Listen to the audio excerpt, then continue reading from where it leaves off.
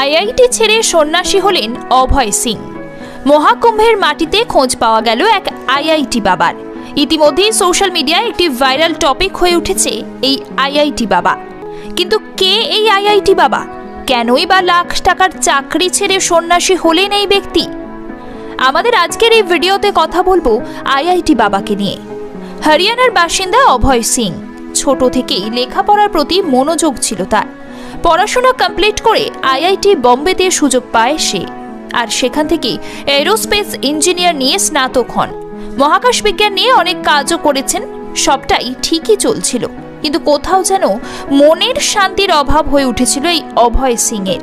আর হঠাৎই কোভিডের প্রভাব শুরু হয়েছিল দেশ জুড়ে। তখন অভয় সিং নিজেকে পরিবার পরিজনের থেকে আলাদা করে নিতে শুরু করলেন। তবে তখন অনেকে তাকে পাগলও বলতে শুরু করেন। অবশেষে লাখ টাকার চাকরি ছেড়ে তিনি বেছে নিয়েছিলেন এই সন্ন্যাসী জীবন। এবার শুরু করলেন সাধনা। এবার এই মহাকুম্ভের মাটিতে এসেছেন এই অভয় সিং। তিনি অনেক সময় তারা নিজের নাম নিজেই বদলে ফেলেছেন। তবে আপনাদেরও এতক্ষণে মনের মধ্যে একটা প্রশ্ন জাগতে শুরু করেছে, কিভাবে একজন বিজ্ঞানী আধ্যাত্মিকতাকে বিশ্বাস করতে শুরু করলেন?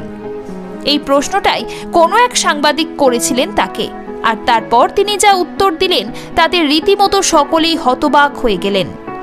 আমি জীবনের অর্থ বুঝতে চেয়েছিলাম, আর সব শেষে বুঝেছি এটাই হয়তো আসল জ্ঞান। তবে আমাকে নিয়ে অনেকে অনেক সমালোচনা করেন। আমি অবশ্য সেই বিষয় নিয়ে খুব একটা মাথা ঘামাই না। আমি আমার মতোই থাকতে ভালোবাসি। তাই জীবনের অর্থ খুঁজতে খুঁজতে আমি সন্ন্যাস জীবন গ্রহণ করেছি। তাই মহাকাশ গবেষণা ছেড়ে মহাদেবের পায়েই নিজেকে সমর্পণ করেছি আমি। সত্যি এই কথাগুলো যেন আবারও প্রমাণ করে দিল, হয়তো টাকা পয়সা থাকলেই জীবন ঠিকঠাক চলে এমনটা নয়। মনের শান্তি খুবই প্রয়োজন। আর তাই শান্তির খোঁজেই অভয় সিং আজ হয়ে উঠেছেন আইআইটি বাবা। এই ধরনের গল্প আপনাদের সামনে তুলে ধরা আমাদের কর্তব্য। ভালো লাগলে আপনারা চ্যানেলটি ফলো করতে পারেন।